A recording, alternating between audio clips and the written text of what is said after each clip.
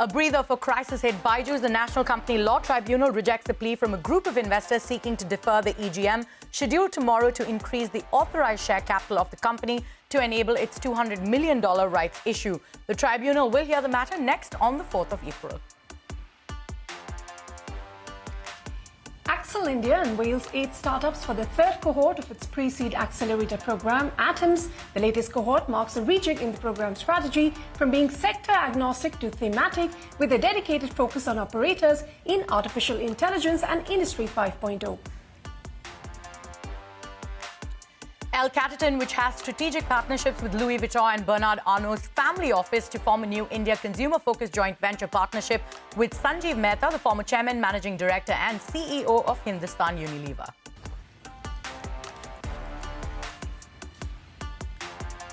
Judgment day for Sam Bankman-Fried, founder of the failed cryptocurrency exchange FTX. A U.S. district court is set to deliver his prison sentence for masterminding one of the biggest financial frauds in American history. Prosecutors have recommended a jail term of 40 to 50 years. Amazon has added $2.75 billion to its investment in ChatGPT rival Anthropic, as per a report by the New York Times. The investment comes 6 months after the e-commerce giant invested $1.25 billion in Anthropic, bringing its total investment to $4 billion. Those were the headlines that we're tracking for you this evening. Our top story today: the Company Law Tribunal rejected a plea from a group of investors who had sought to defer a Byju shareholders meeting scheduled for tomorrow to increase authorized share capital to give effect to the rights issue. Ritu Singh has been tracking that story closely. Ritu, what does this relief mean and what happens to Byju's? What's next for them? The summary is that Byju's can go ahead with its proposed EGM because the Bengaluru bench of NCLT has refused to defer this EGM called by Byju's parent Think and Learn to increase the company's authorized share capital to give effect to the $200 million rights issue. It is a bit of a setback for the group of investors, including Prosus, Peak 15, Safina and General Atlantic, who had challenged this rights issue and sought a stay on the EGM called by the company. But during the hearing, the court today observed that the voting to increase the authorized share capital of the company is anyway only closing on the 6th of April, and the court will hear the matter before that on the 4th of April. So it did not feel the need to pass any interim order to stop the EGM proceedings. Now, investors argued in court that the EGM defeats the purpose of NCLT's order from the 27th of Feb, which had directed Byju's to keep the funds it receives from the rights issue in an escrow account until the disposal of the oppression and mismanagement plea filed by these 4 investors. They had argued that Byju's did not permit them to conduct an inspection of documents to decide on how to vote at the EGM, and claimed that all shareholders had not even been served the notice of the EGM as per the law. But Byju's argued that investors were provided with an opportunity to conduct the inspection, and the notice calling for the EGM had indeed been served to all shareholders, and that the company was merely following the court's directions. Now, this means Byju's can go ahead with the EGM scheduled tomorrow, where it is going to seek the shareholders' nod to increase the authorized share capital from 6.5 crore rupees to more than 51.5 crore rupees to be able to allot new shares to raise money through the rights issue, which the founders claim is now fully subscribed. But even if Byju's gets the shareholders' nod, it still can't use those funds until the court disposes of the matter. So no relief for either side just yet, and the action will very much continue in the courts. Yeah, and Ritu's going to be on top of that, bring us all the action from there. Thank you so much for those details. Now, moving on what's brewing, Recur Club and InCred aim to help bridge the funding gap for early and mid-stage startups in India. Together, they said they would amplify quick debt financing solutions for high-growth companies and provide access to capital for founders. Now, debt financing is an alternative source of working capital, is gradually receiving wide acceptability, especially among growth-stage startups. The relevance of such alternative funding sources is now far more pertinent considering the so-called funding winter. Joining us now to discuss this further is Eklavya Gupta, the co-founder and CEO of Recur Club. Eklavya, thank you so much for taking time out and being with us on the show today. Talk to us about what you plan to do here. What kind of gap did you see here? So what sort of feedback did you receive, especially as you hope to help with debt for growth? No, absolutely. So I think Recur and InCred have fostered this partnership to actually help finance early to mid-stage companies debt financing. I think last 2 years, 2021 to 2023, we saw funding winter where equity was built.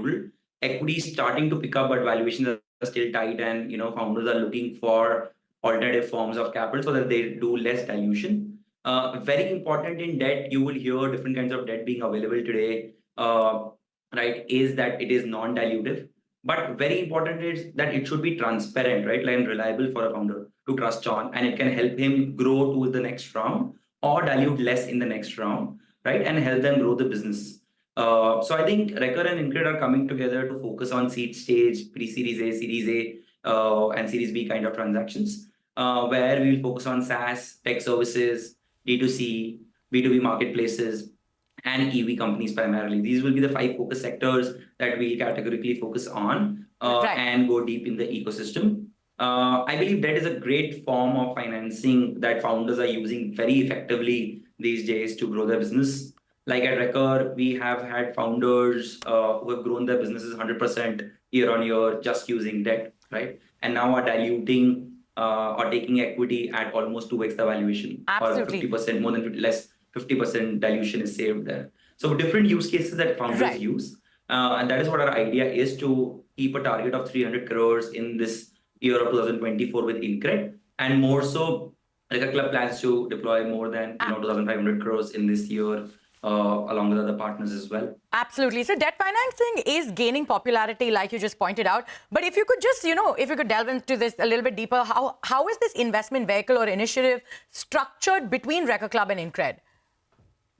So there will be joint co-investment by InCred, and some participation by Recur. Recur is a fintech marketplace, so Recur doesn't have its own lending book, right? So there is a program that we have formed with InCred specifically to invest in these companies. There are certain set of parameters, like a company should have an annual revenue of at least 5 crores. A company should have a runway of at least 6 months, right? And a company should be growing. And should not have debt more than 30% of the annual revenue. As long as the company meets these 4 criteria, there is a programmatic form in which InCred will finance. Recur, using its technology underwriting platform, will enable those transactions and help them to get those transactions fast and also monitor those transactions. Because in startup, from an investor point of view, it's very important to be close to data and monitor those transactions well. And that is where Recur Club's, early warning signals and monitoring systems that we have developed in-house over the last 2.5 years are proving, worthwhile for marquee investors like InCred to actually, come and, believe in the systems and go big in a collective and a collaborative manner. Right. So you said that you'll have earmarked about 300 crore rupees for this initiative, right? So talk to us about the kind of companies. You overall told us the sectors you're looking at, but if you could delve deeper into that and talk to us about the kind of companies that you're looking at and the priority sectors you mentioned, anything beyond that? Absolutely. So I think other than sectors, I think the stage of the companies, we will want, as I was mentioning, companies between annual revenue of, say, 5 crores to 80 crores, 100 crores. I think that's the sweet spot of this program. While as Recur, we have started to do, late stage companies as well, which is Series B, Series C, via the platform now. But this program with InCred will dedicatedly focus on, the companies in the pre-Series A, Series A kind of segments. The runway criteria would be around, the runway to be greater than 6 months for companies. And they should have, the annual, the debt to annual revenue should not be more than 30%. So I think these are 3 factors. As long as the company maintains that, we can help them get term sheets within 48 hours and help them finance within 7 days. I think that will be the USP. Sure. And be very transparent. One thing this program, and as Recur, we endeavor, right, to be very transparent to companies so that they can rely on us for future roadmaps and clearly tell them, what is it that they get, and act as true advisors to them, right? Like as in true sense, because there are a lot of other alternative platforms, fintech platforms that are coming up to provide debt. But I have realized and seen, not everyone is very transparent with the founders. And I think that's the need of the hour that Recur focuses on, to be, because founders are putting in their hard-earned time, right? So transparency is the need of the hour. But if you could tell us, you pointed out that SaaS, EV, those are the sectors that you're looking at. So what's exciting about these sectors? Anything beyond these as well? So I think, as I mentioned, right, like SaaS, B2B marketplaces, D2C, EV, and, because these are sectors that are proving themselves. So to take on debt, it's very important to have some reliability and predictability in the underlying revenues, right? Like founders should not make a mistake when they have not achieved a product market fit and they go for debt. I think that is very harmful for them as an organization as well. So these sectors we have seen, we have underwritten at Recur. We have worked with close to 1,000 companies in these sectors over the last 2 years and built our financial models and our underwriting and monitoring mechanisms, which gives us the comfort, right, like to go deep. Also, I think if you see last 3-4 years, right, these have been the hot sectors in which we see a lot of startups coming up and doing very well, right? Absolutely. Like last 6 months, you've seen a lot of consumer startups gaining a lot of equity money, right? Like in this year itself, you will see the D2C market has been, very, very attractive. For people. Last year was SaaS. We see some Gen AI coming in as well. So some innovative, predictable products. SaaS is always recurring revenue, right? Like, so it's very predictable. People should really use that there. EV, when I mentioned, EV requires, CapEx plus, some OpEx expenses, which should be funded by debt, right? Like equity should not be used to fund those kinds of expenses. And hence these three sectors categorically. Right. And before we let you go, can you tell us about Recur Club's revenues? What are you clocking? And what are the targets for the year? What's profitability looking like? So I think we have deployed, last year, as mentioned, we deployed about more than 1,000 crores last year. The idea is to actually do more than 2,500 crores by the platform this year. The focus early on used to be on pre-series A, seed stage kind of companies. Given that we have also matured as a platform, we are now focusing, obviously that remains the core, but we have started to fund, via the platform Series A, Series B, Series C, startups as well, where we have multiple banks, multiple NBFCs, multiple credit funds on the platform who are enabling those transactions. So 2,500 crores of annual deployment, and margins vary somewhere between 2 to 5% depending on transaction to transaction. And, that's what we look like as our top lines growing almost 2.5x this year as compared to last year. All right, Eklavya, thank you so much for joining us on the show today. We're completely out of time. But with that, Ritu, it's over to you. Thank you. Thanks, Arundhati. From debt financing, we're going to move on to some equity financing because furniture cloud factory Relso recently raised $840,000 in a pre-seed round led by Venture Catalysts and Inflection Point Ventures. The company says it's going to use this money to chart out its global expansion strategy, talent acquisition team, and vertical expansion as well. So joining me now to tell us more about the company and its plans ahead is Anshul Chaubey, the co-founder and CEO of Relso. Anshul, welcome to Startup Street. Thanks very much for your time here. A brief sense for our viewers as well about what Relso is all about, the market opportunity you're looking to tap into. Thank you, Arundhati. Thank you for having me here. So at Relso, our vision is very simple. It's make in India and sell globally, make furniture in India and sell globally. The opportunity is very simple that we know that China Plus One is happening. We also know that a lot of furniture that gets sold in US is imported. Now that the buyers in US are looking outside or beyond China, India is at the cusp of using this as an opportunity. So we want to leverage, India's advantage of low labor cost, availability of raw material to be able to make India as a destination for furniture exports for the world. So whenever the world or specifically the US market thinks about buying furniture or importing furniture, they look forward to India. So that's basically what we are building at Relso. Specifically, as a quick business model, we want to make in India and sell to big-size and small-size companies in US who sell furniture.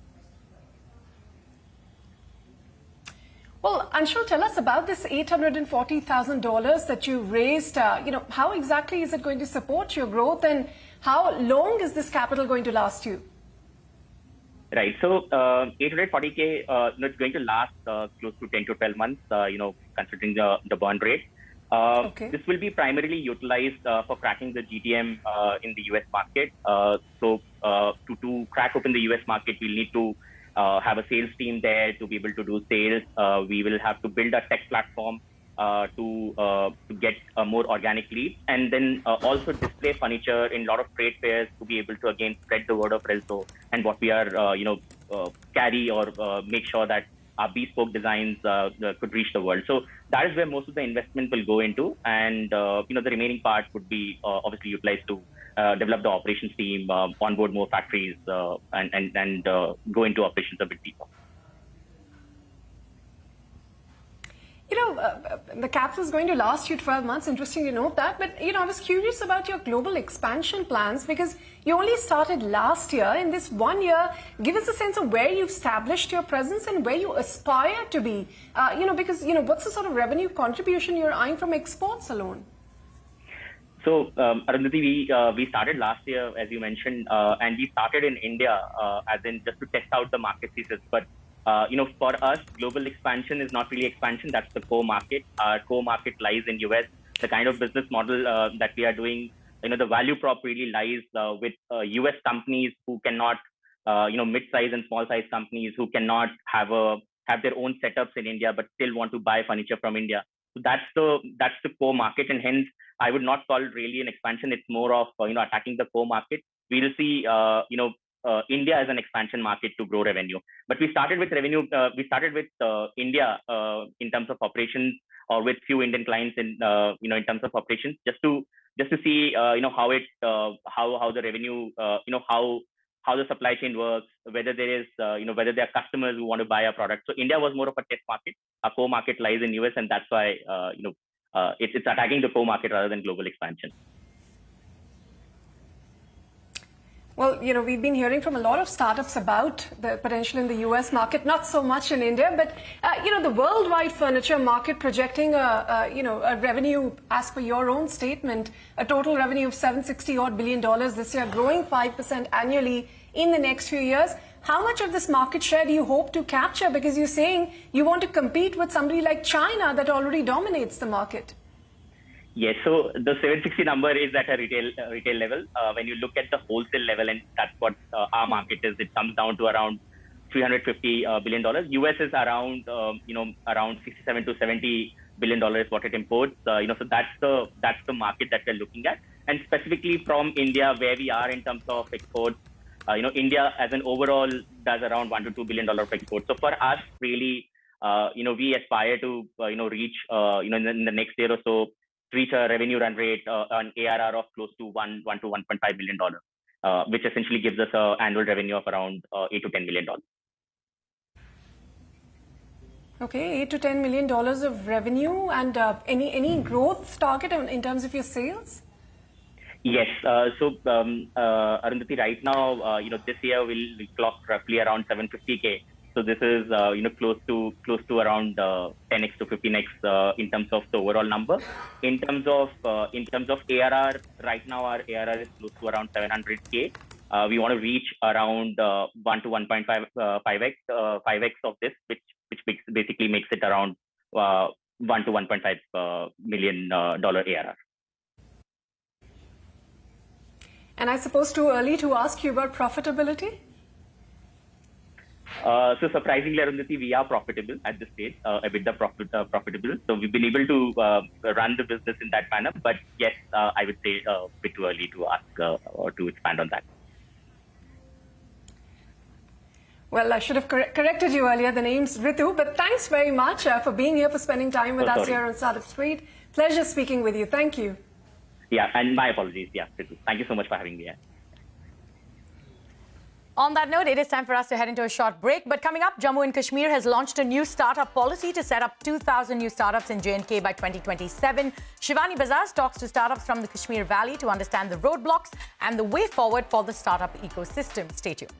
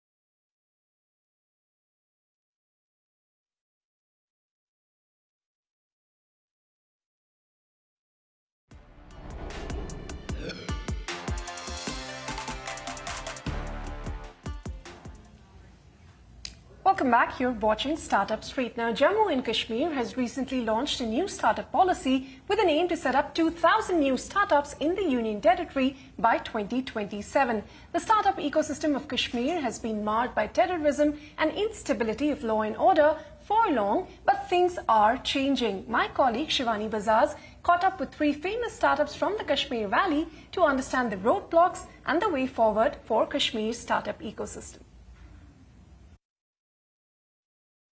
Well, the startup culture that is really thriving in most parts of the country hasn't really taken off in a lot of areas, including the state of Jammu and Kashmir.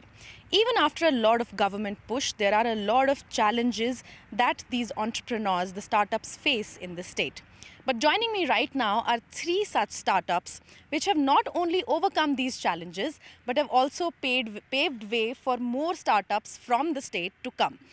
First is Mohit Mehraj, founder of Kashmir Box. Then we have Abid Rashid Lone of Fast Beetle and Ubair Shah of E-Fruit Mandi. Gentlemen, thank you so much for joining us on CNBC-TV18. We've seen startups thriving in places like Bangalore, Delhi, Mumbai, Hyderabad and all of these metros, even in the T2 cities. But there are specific challenges in J&K that none of these startups in other states would understand. Can you give me a glimpse, first of all, of these challenges that you face in this state? I think in terms of the ecosystem, the first and foremost challenge was the availability of working hours and working days in a particular financial year itself. So the condition that we were living in usually had curfews, bands, hartals, and because of all of that, generally it used to be 100-odd day work year in a calendar, and that anyways was putting us behind, with just a 33% of the year being used as a financial year in terms of the work that we could do. Second, obviously, in terms of the ecosystem that's developing in Bangalore or Delhi even, I think one of the major factors that plays a role there is internet, because that is one aspect that has revolutionized the whole startup community across the world. In Kashmir, because of the challenges we had of internet shutdowns, we used to have almost 100 plus shutdowns a year, again posing a massive challenge for any entrepreneur or any startup to even imagine building a startup here in Kashmir. Abid, you were one of the first startups to appear on the national television and receive a funding.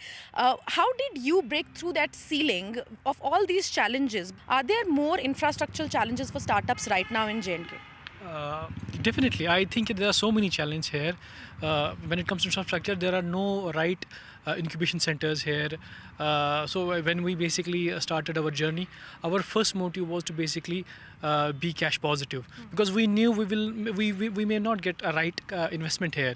So this is one of the reasons that we thought we'll first make some profits, then it would be easier for us to get funds. But if we were in Delhi, Bangalore, it was an easy option for us to get the funds. I'll come to you, Ubair.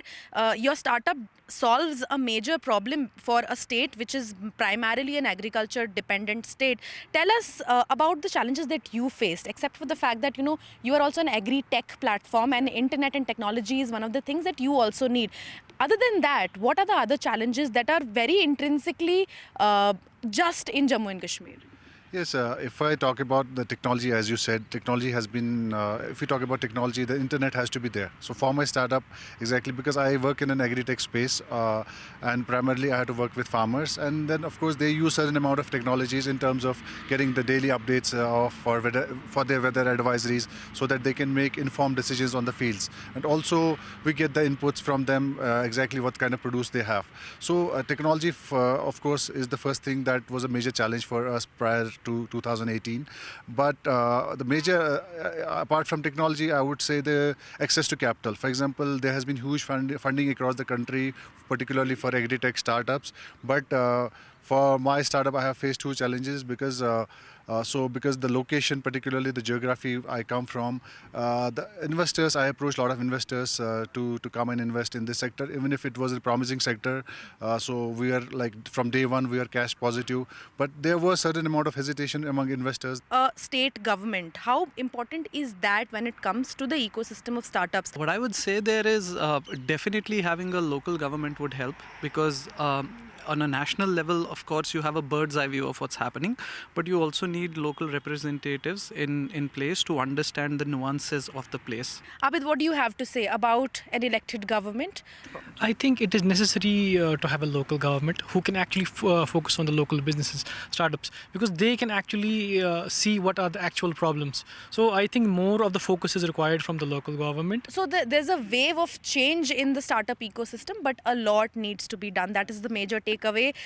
We are standing right now in Srinagar, just opposite the iconic Dal Lake. Thank you so much, gentlemen, for joining us here on CNBC TV18 and sharing your valuable insights. And with that, it is a wrap on this edition of Startup Street. More news and updates coming up on the other side. Stay tuned.